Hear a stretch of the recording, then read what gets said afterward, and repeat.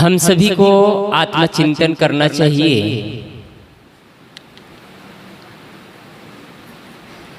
अपने जीवन के बारे में कि हम कैसे जिए। आदमी बहुत कुछ सोचता है, कैसे मकान बनाए सोचता है, कैसे पढ़ाई करे सोचता है, कैसे अच्छे पद और प्रतिष्ठा मिले ये सोचता है, कैसे कपड़ा पहनने, कैसे मकान का डिजाइन हो, कैसे बेडरूम हो, कैसे किचन हो। आदमी बहुत कुछ सोचता है।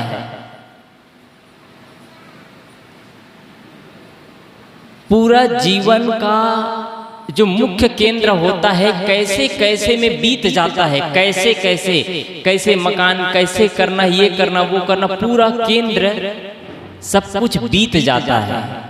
लेकिन जो मूल काम है ना वो छूट जाता है। कैसे जिए इस पर कभी आत्मचिंतन होता है? कैसे जिए इसके लिए तो टाइम ही नहीं है।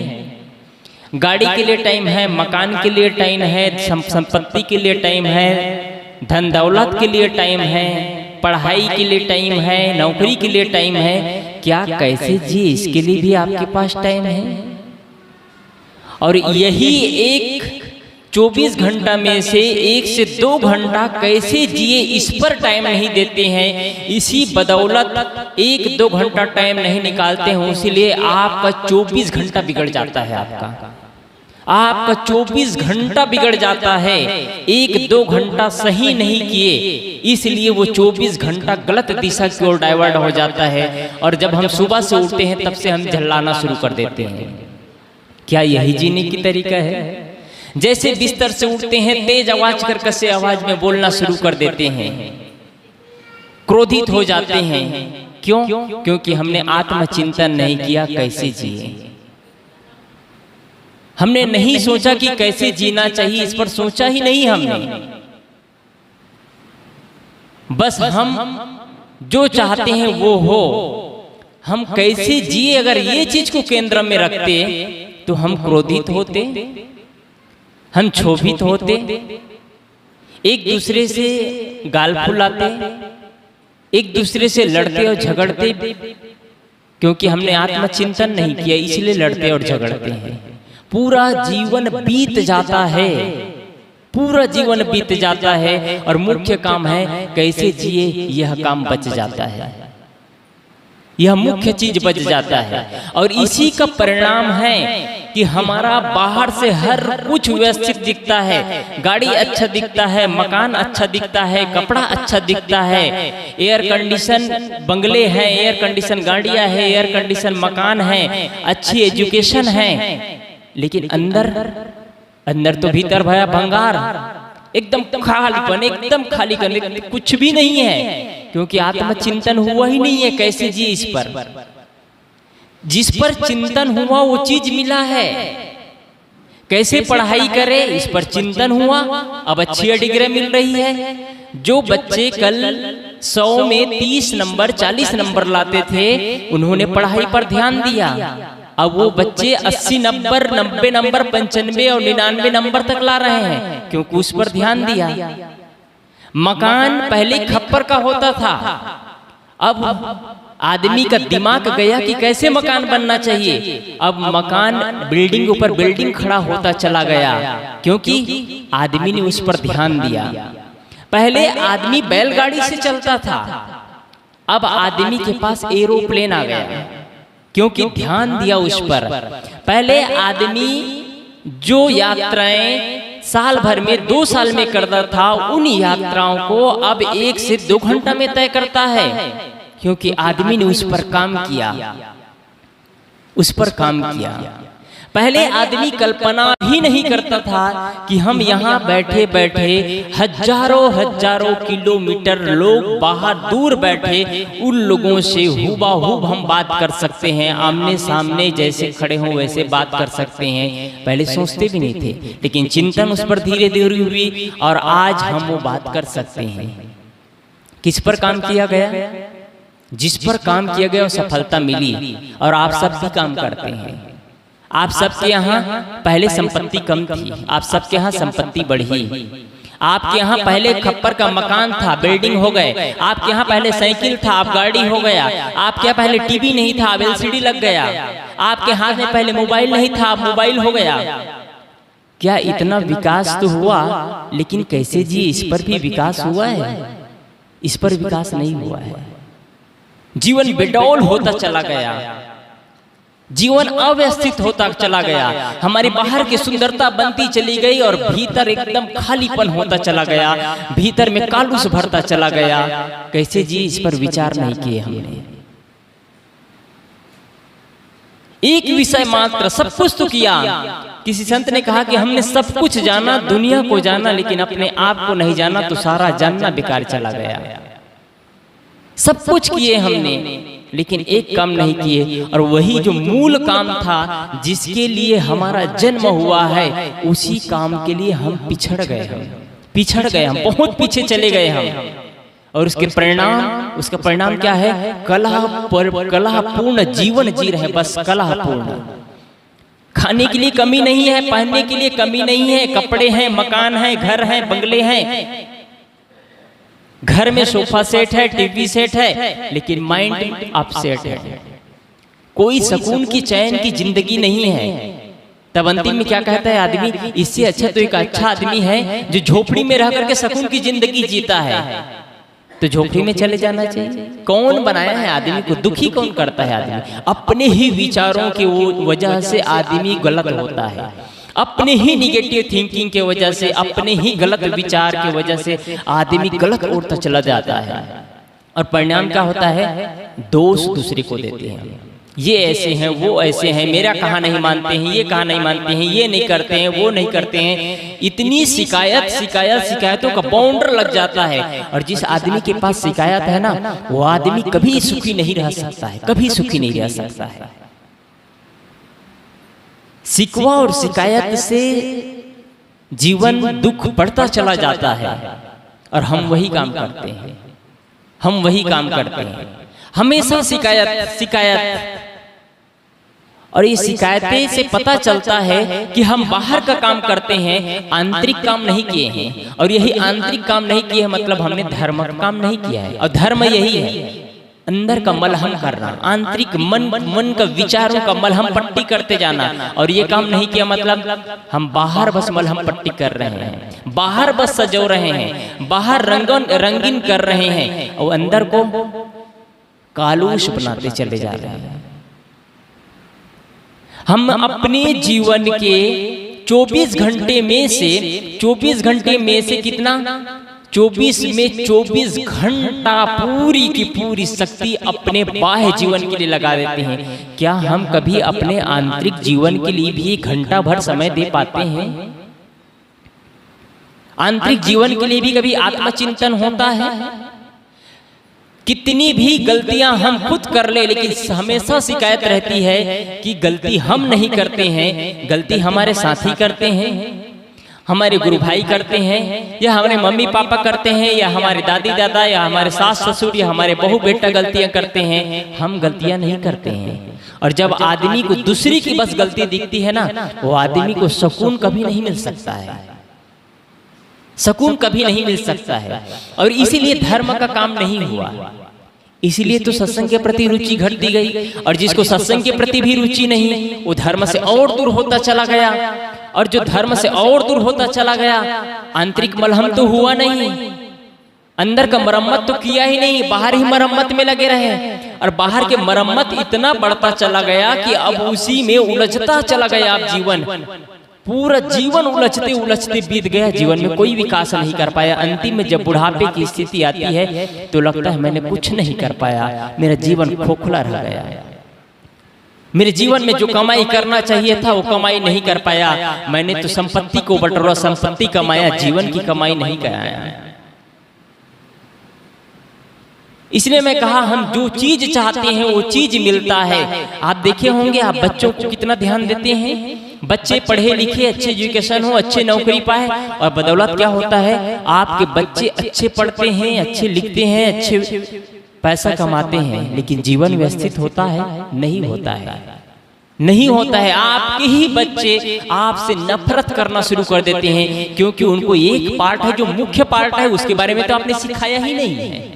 कैसे जिए एक मुख्य जीवन का विषय है, इस विषय के बारे में सिखाया नहीं।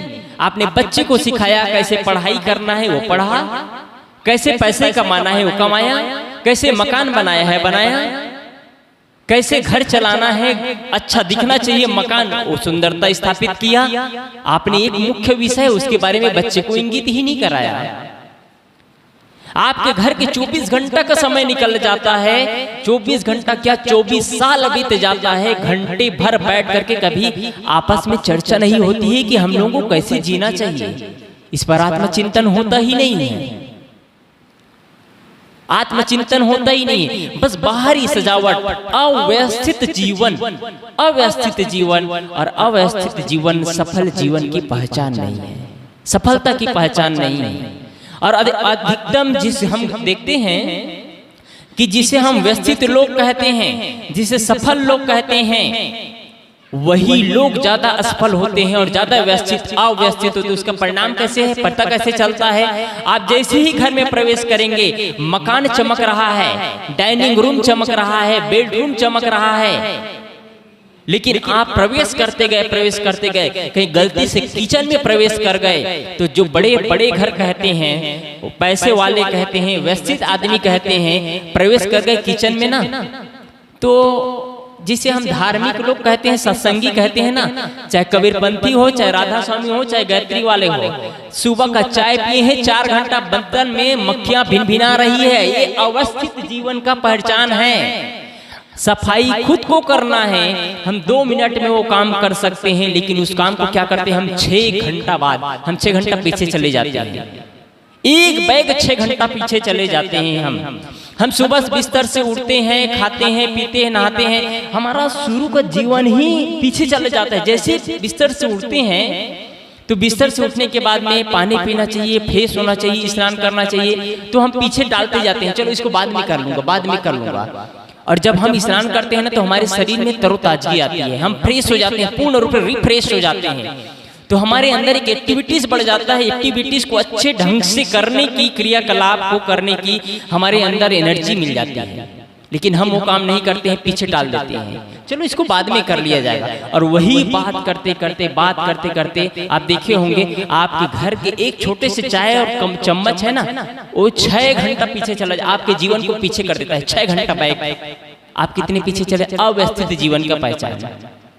सुबह नहाते हैं, 8 से 10 बजे नहाते हैं, नहाना तो सुबह बिस्तर से उठने के बाद ही तुरंत नहा लेना चाहिए, घर की सफाई होते ही, लेकिन नहीं नहाए, और नहा भी लिए तो क्या मजाल है कि बाथरूम साफ हो। नहा लिए तो 8 घंटा वो बाथरूम में कपड़ा पड़ा रहेगा, पत्नी आएगी या घर के नौकरानी आएगी तो बर्तन। हम इतने कमजोर हैं, इतने कमजोर हैं। ये अव्यवस्थित जीवन का परिचय है ये, और यह किसी विशेष के लिए नहीं, हम सबकी परिचय है, हम सबके घर।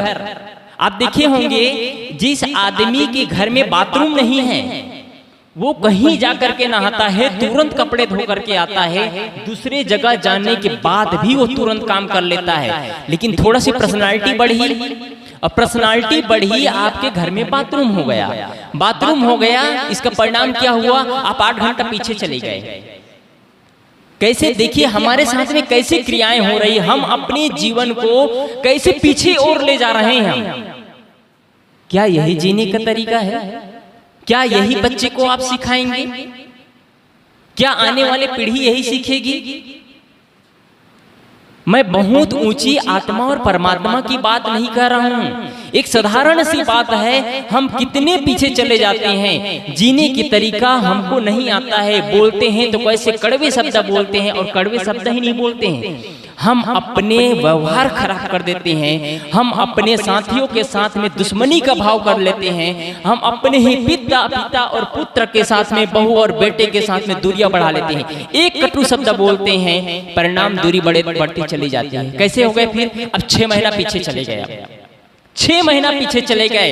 आपने एक कटु शब्द कहा, अब 6 महीना सास और बहू में बात होना बंद, 6 महीना पीछे चले गए। क्या यही जीने का तरीका है? हम जीवन को व्यवस्थित करें। अब कुछ लोगों को तो इतनी भी फुर्सत नहीं होती है कि कब खाना चाहिए, कब पीना चाहिए, कब काम करना चाहिए। अपने जीवन को हम पीछे लेते जा रहे हैं, पीछे चलते जा रहे हैं।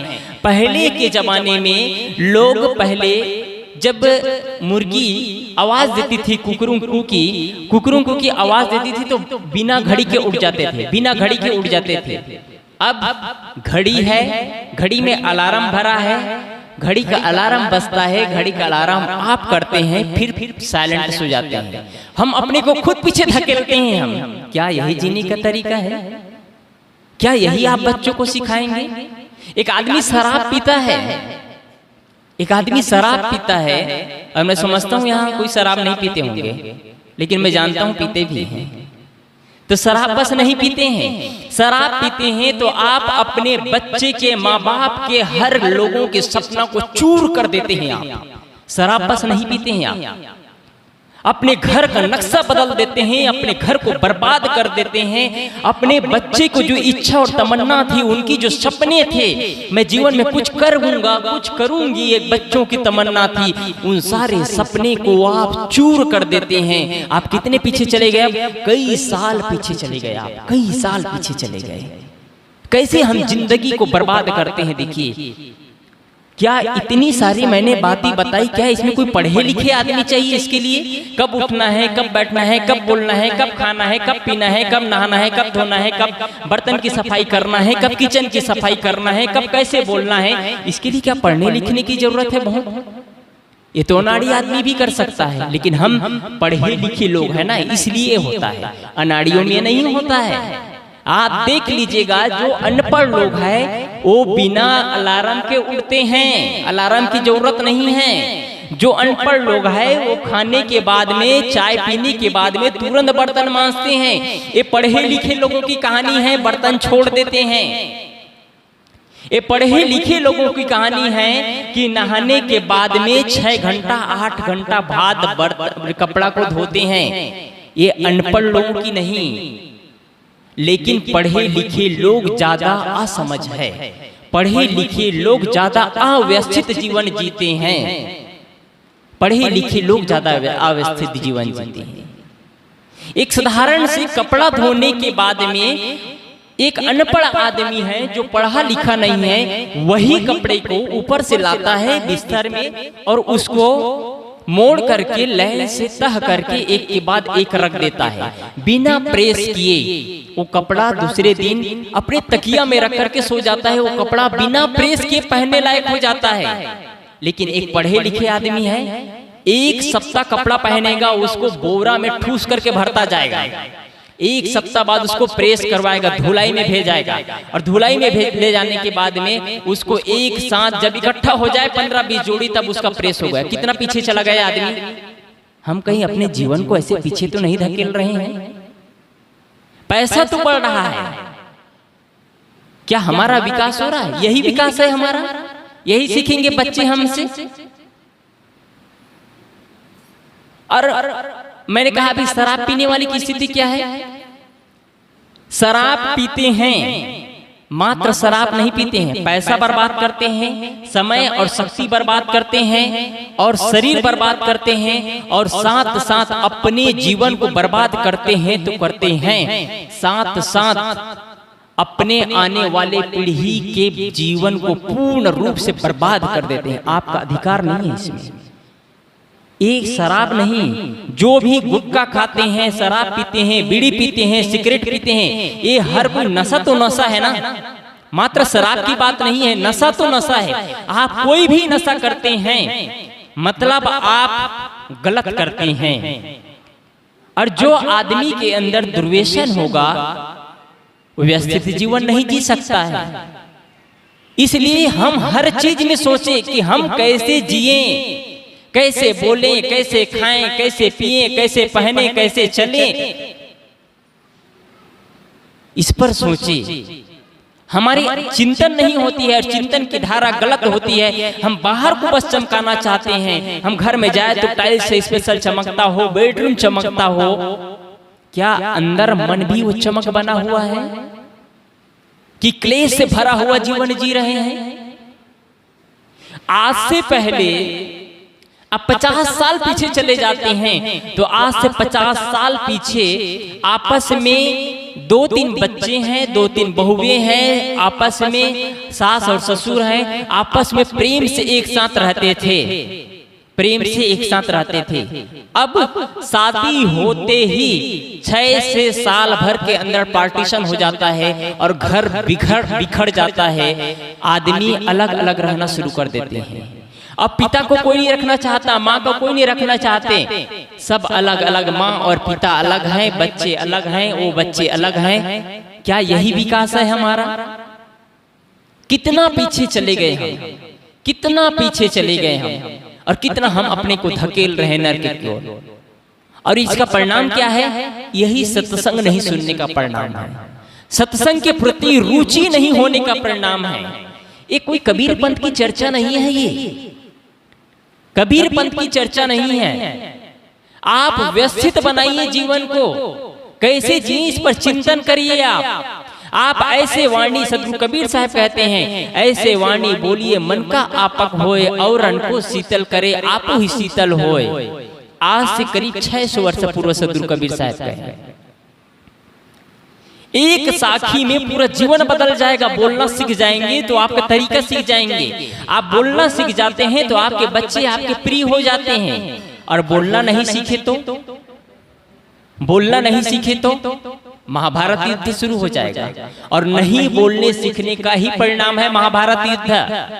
आप जानते हैं जब राजस्वी क्या होता है, और राजस्वी यज्ञ में वहां पर दुर्योधन आते हैं, और यज्ञ में उनके महल में होता क्या है, थल जल दिखता था, जल थल दिखता था, जहाँ दीवारें नहीं वहां दीवारें दिखती थी। और वहां दुर्योधन आगे बढ़ता है, आगे बढ़ता है तो एक उनकी दासी दुर्योधन को कहते हैं कि महाराज जी आगे थल है, आगे जल है, आप मत जाइए।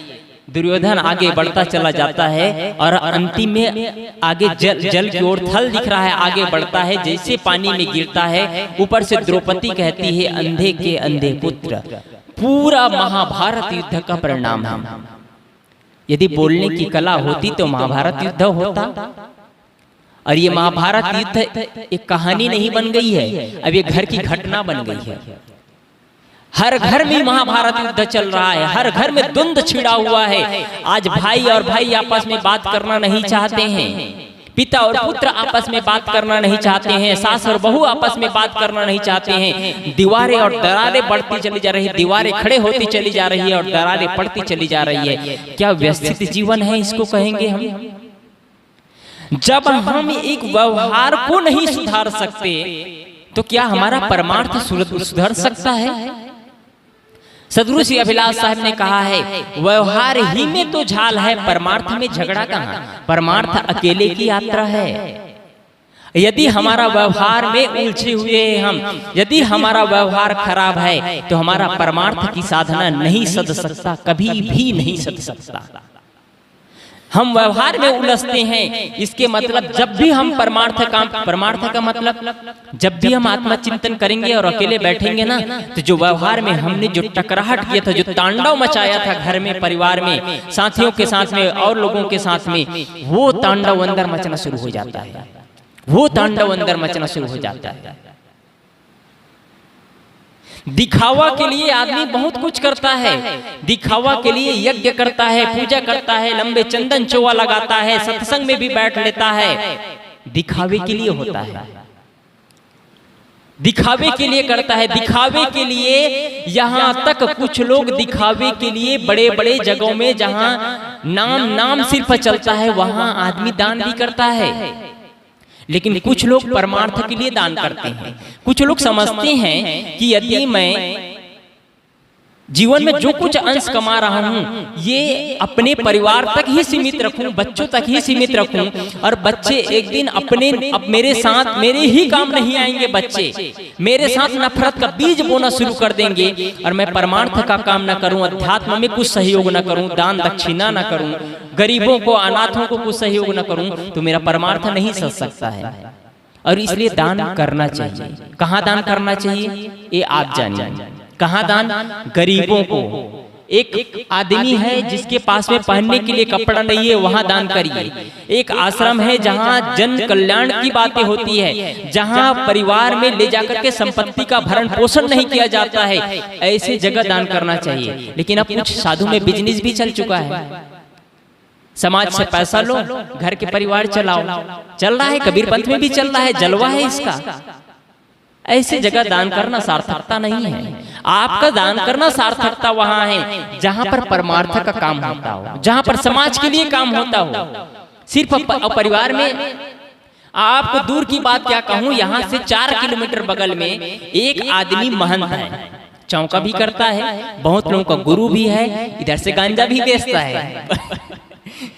मैं नाम नहीं ले रहा हूं। और ऐसे स्थिति हुई कि गांजा के दौरान उनको जेल भी हो गया, और जेल में आज वो पढ़ रहा है। 4 किलोमीटर बगल के आदमी है और महंत भी है, दान भी करता है, लोग उनसे दान भी लेता है। दान लेने का अधिकारी नहीं है वो।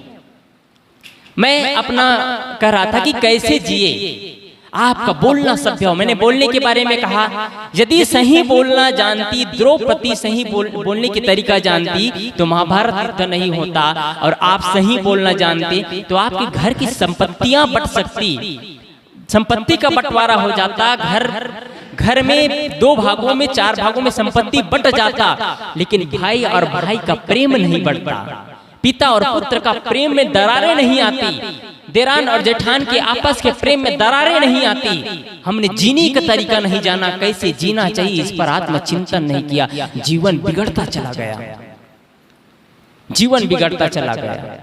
इसलिए आदमी को अब इतनी एजुकेशन बढ़ती चली जा रही है, पढ़ाई इतनी बढ़ती चली जा रही है, पर भी लोगों को सभ्यता मालूम नहीं है। टॉयलेट से निकलते हैं, कुछ लोगों को हाथ मांजने भी नहीं आता है, हाथ भी नहीं मांजते हैं। टॉयलेट से निकलते हैं, उसी जिस हाथ से गंदगी साफ की उसी हाथों से दरवाजा छू लिए, उसी हाथों से टोटी छू लिए, सब तो अशुद्ध कर दिए।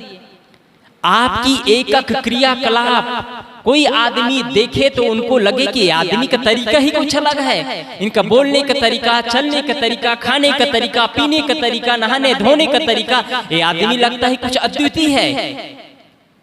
और इसी अद्वितीय महापुरुषों में सदगुरु अभिलाष साहब को लोग का क्रियाकलाप देखते थे और हम लोग को टोकते थे। हम लोग कपड़ा पहने रहते थे, ये कपड़ा ऐसे गिर रहा है, और पारस कर रहे थे तो पीछे बुलाते और कपड़ा को बुलाते और पीछे ऐसे कमर में खोच देते, कपड़ा नीचे नहीं जाना चाहिए।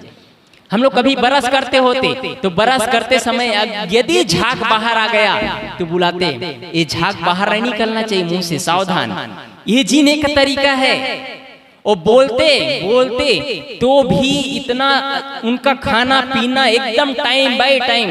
यदि वो दिन में 12 बजे भोजन करते हैं, करेक्ट 2 बजे उठते और उठते ही टॉयलेट जाते, बिना घड़ी देखे, घड़ी नहीं देखते गुरुजी, घड़ी नहीं देखते, उनका टाइम था एकदम फिक्स। वो हर चीज ही जीने का तरीका है। रात्रि में 8:30 बजे सो जाते, लगभग 3 बजे 2:30 बजे करेक्ट उठ जाते और 1 घंटा घूमते, ये जीने का तरीका है। जब पूरी दुनिया सोने की तैयारी करती है, अब 12 बजे रात नहीं है, 12 बजे रात नहीं है। अब हमारे भारत देश में, अन्य देशों की बात छोड़ दीजिए, भारत देश में 12 बजे रात नहीं है, 12 बजे के बाद लोग सोते हैं। जब पूरी दुनिया सोने की तैयारी करती है 1-2 बजे, तो गुरुदेव जी उस समय उठते थे। और आज भी संत लोग लगभग 4 बजे उठते हैं। और लोग कितने बजे सोते हैं? 12 बजे सोते हैं और लगभग 6 से 8 बजे तक सोते हैं। 6 बजे तक तो सब लोग सोते हैं। जिसे हम पढ़े लिखे लोग कहते हैं, जो व्यवस्थित जीवन लोग कहते हैं, जिसे हम धार्मिक लोग कहते हैं, वो लोग भी 6 से 8 बजे तक फर्राटे भरते रहते हैं। जब सुबह प्रेम का जीवन जीना चाहिए। सुबह सुबह राम नाम जपना। राम नाम मतलब बाहरी राम की नहीं चर्चा करता हूं मैं। बाहरी राम नाम जपने से जीवन में परिवर्तन थोड़ा बहुत हो सकता है, लेकिन कोई खास परिवर्तन नहीं होता है। नहीं, कबीर की जपने की बात करता हूं मैं। अंदर राम नाम, अपने अंदर अंतरात्मा की जपन करना है। मुझे कैसे जीना है? सुबह उठ जाइए, सुबह सुबह उठ जाइए, बिस्तर में उठ करके 5 से 10 मिनट आप बिस्तर में बैठ जाइए और आत्मा चिंतन करिए। मुझे कैसे जीना है, मुझे कैसे बोलना है, मुझे कैसे खाना है, मुझे कैसे पीना है, मुझे कैसे चलना है, मुझे कैसे देखना है, मुझे कहाँ जाना है। आप आत्मचिंतन करिए। रोज 10 मिनट अपने जीवन के लिए टाइम दीजिए। सुबह सुबह, रात्रि में बिस्तर में सोते समय फिर बैठ जाइए। क्या मैंने सुबह आत्मचिंतन किया था 10 मिनट? क्या उस कसौटी पर मैं कसा अपने को कि कहां कहां मैंने गलती किया, कहां कहां फॉल्ट किया। जीवन बीत जाता है, 70 साल 80 साल हो जाते हैं, बच्चे के बच्चे आ जाते हैं, बोलने की तमीज नहीं आती है, कड़वे और कटु वचन बोलना सीखते हैं। क्या व्यवस्थित जीवन कहेंगे इसको? गाली से बात शुरू होती है, बिस्तर से उठते ही गाली से बात शुरू होती है। क्या व्यवस्थित जीवन कहेंगे इसको? अव्यवस्थित जीवन। और अव्यवस्थित जीवन का परिचय है, परिणाम है, हम असफल जीवन जीते हैं, असफल जीवन जीते हैं। क्या यही सफलता है? यही सफलता है? मकान बढ़ना, धन दौलत बढ़ना, गाड़ी बढ़ना, मोबाइल बढ़ना, बच्चे बढ़ना, परिवार बढ़ना, ये सफलता? ये तो पहले भी होता आ रहा है और आज भी वही स्थिति रही। पहले से अब आदमी बहुत पीछे चला गया। मैं बताया ना कैसे पीछे चला गया है, बहुत पीछे होता चला गया है और अपने जीवन को बहुत पीछे हम खुद ले जा रहे हैं।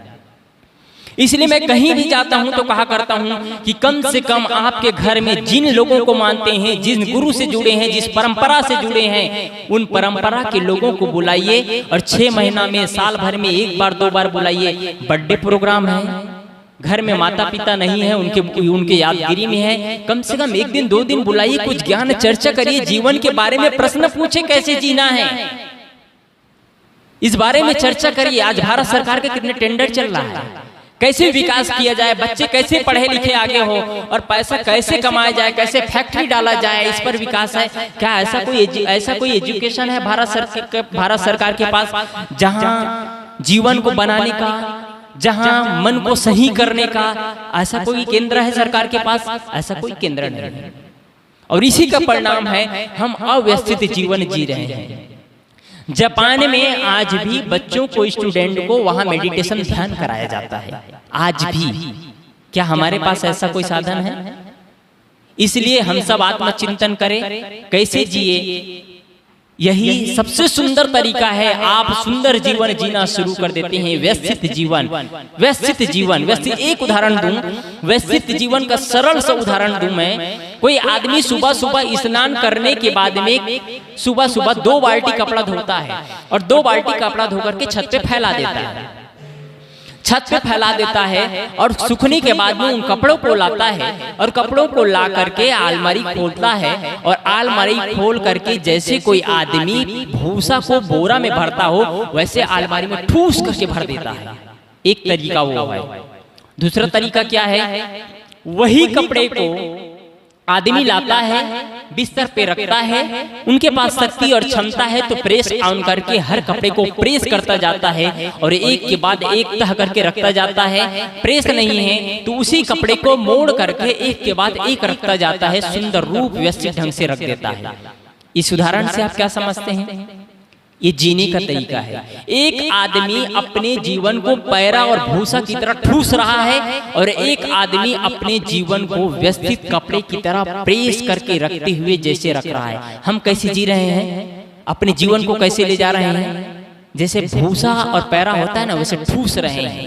कुछ भी बोल दे रहे हैं, कहीं भी चले जा रहे हैं, कुछ भी कर ले रहे हैं, कुछ भी बोलने का, चलने का, फिरने का, खाने का, नहाने का, धोने का सब तरीका अव्यवस्थित हो गया है। गलत जीवन, गलत ढंग से जीना, ये हमारा असफलता का पहचान है। इसलिए हम सफल जीवन जिए, व्यवस्थित जीवन जिए, सुंदर जीवन का निर्माण करें। और कैसे जिए? आप सब लोग घर में सुबह सुबह आत्मचिंतन करें तो शायद आप सुंदर जीवन जीना शुरू कर दें। आप संकल्प ले लीजिए, आपके जीवन में बहुत सारे चैप्टर होंगे, बहुत सारे चैप्टर में, उसमें एक चैप्टर जोड़ लीजिए, अब मुझे अच्छा जीवन जीना है, उसके लिए कैसे जीना है, कैसे जिए, इस पर आत्मचिंतन करें। बोलिए सद्गुरुदेव की जय।